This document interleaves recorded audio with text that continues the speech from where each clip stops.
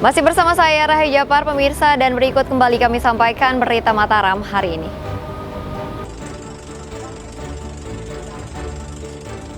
Reka ulang pembunuhan Brigadir Esko Pascarelli di Lombok Barat diwarnai protes dan histeris keluarga korban. Keluarga curiga karena sebagian adegan digelar tertutup.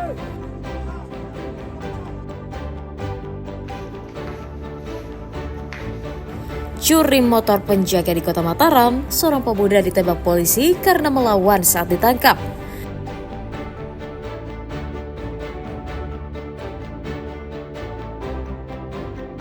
Diduga kuasai dan perjualbelikan aset milik Pemda, seorang kades dan rekannya di Lombok Barat ditangkap Kejaksaan Negeri Mataram.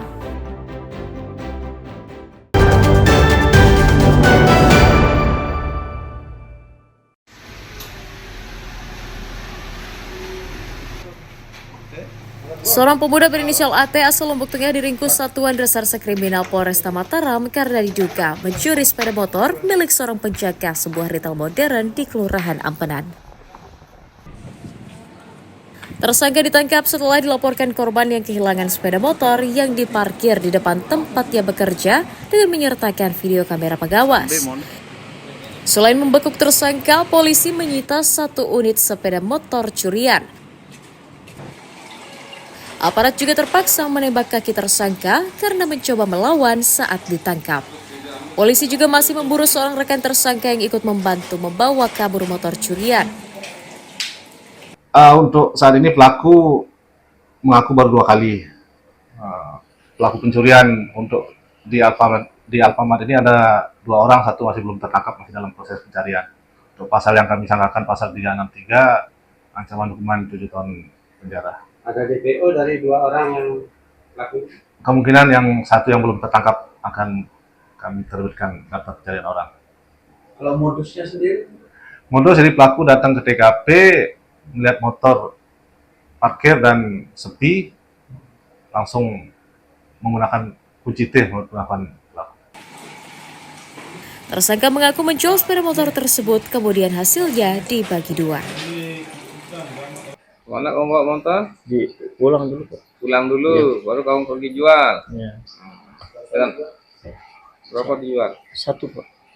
Dan harga berapa dijual? 28, Pak. 28. Terus kamu berapa dapat bagian? 1 jutaan. 1 juta. Iya, Pak. Uangnya untuk apa uang itu? Oh, biasa hari-hari, Pak. Atas ulahnya tersangka dijerat pasal 363 Undang-Undang KUHP tentang pencurian dengan ancaman hukuman pidana 7 tahun penjara. Awaludin dan Riyadi Sulhi melaporkan dari Kota Mataram.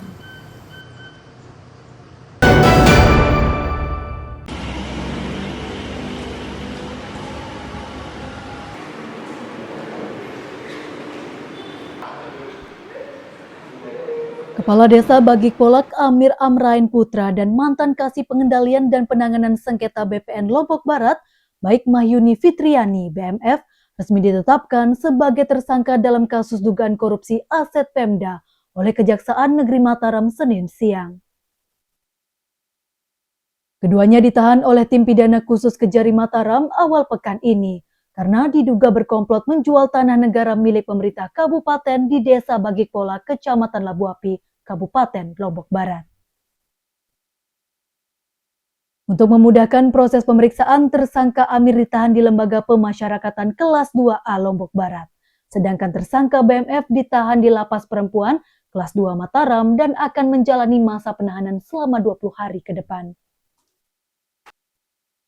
Kasus ini bermula tahun 2018 saat tersangka Amir membuat sertifikat tanah 37 are atas nama pribadi yang sebenarnya merupakan aset Pemkab Lombok Barat.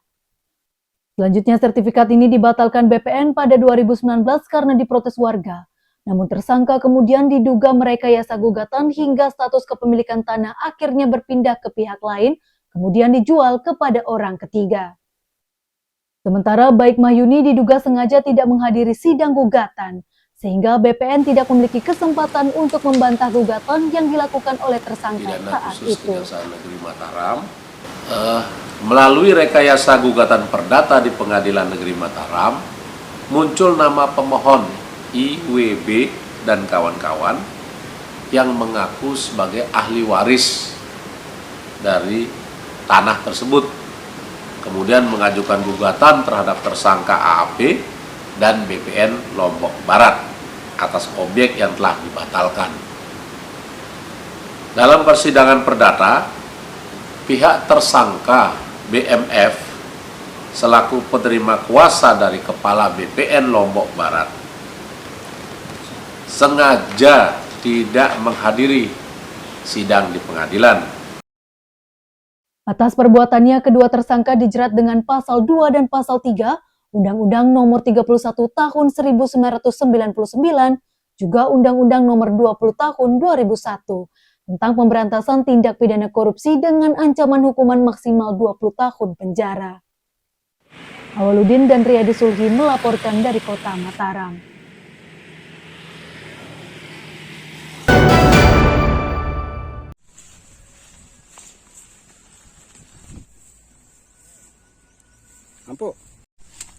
Memasuki masa tanam ketiga tahun ini, sejumlah petani di Desa Merebu, Kecamatan Labu Api mengeluhkan minimnya jatah pupuk subsidi yang tidak sesuai dengan kebutuhan lahan pertanian mereka.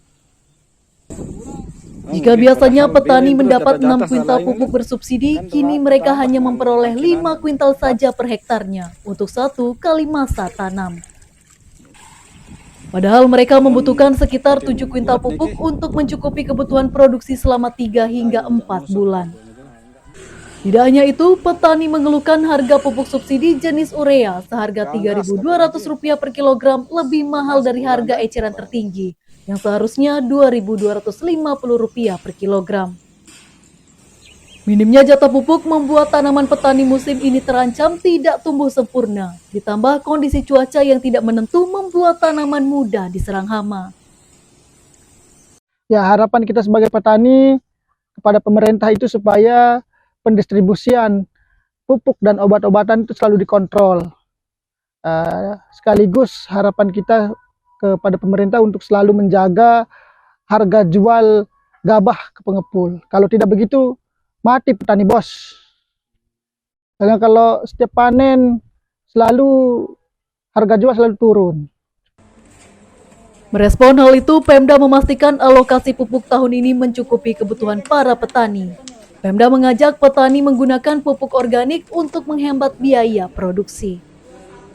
Jangan melebihi, misalnya kalau urea 225 kg per hektar, ya sudah pakai itu, jangan melebihi. Kadang petani kita menggunakan pupuk itu ada yang sampai 300 kg per hektar urea, sampai 400 kg urea per hektar. Padahal setelah kita analisa, percuma pakai pupuk sebanyak-banyak, tetap hasilnya produksi dan produktivitasnya berkisar antara 5,5 sampai 8. Itu ada masing-masing lokasi berbeda-beda ya. Pemda pada pertengahan tahun ini telah mengalokasikan pupuk subsidi jenis urea sebanyak 10.206 ton, NPK 9.245 ton, dan pupuk organik sebanyak 360 ton yang akan digunakan di areal tanam seluas 14.000 hektare. Harul Amri dan Riyadi Sulhi melaporkan dari Kabupaten Lombok Barat.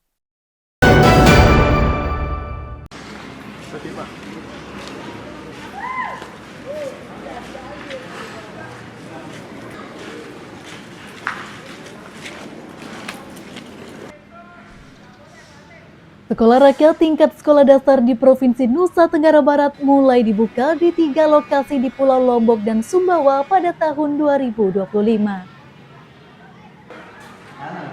Dinas Sosial mendata sekolah rakyat dibangun di Kecamatan Gunung Sari, Lombok Barat, Desa Lenda, Kabupaten Lombok Timur, dan Kabupaten Sumbawa Besar. 3 lokasi tersebut merupakan tempat sekolah sementara sambil menunggu pembangunan gedung sekolah permanen. Setiap sekolah nantinya akan menampung 100 siswa per angkatan dengan 4 rombongan belajar, dan seluruhnya akan ditampung di asrama sesuai arahan pemerintah pusat.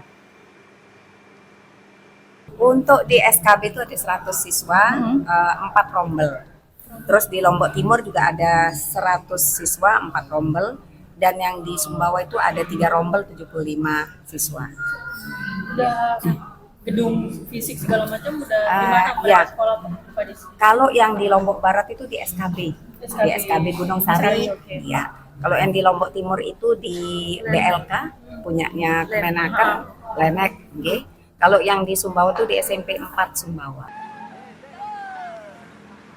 Selain mendapatkan materi pendidikan reguler seperti sekolah pada umumnya, para peserta didik di sekolah rakyat juga akan mendapatkan materi pendidikan ekstra tambahan tentang penguatan karakter yang dilakukan para pengasuh di asrama. Mimi Kusuma dan Riyadi Sulki melaporkan dari Kota Mataram.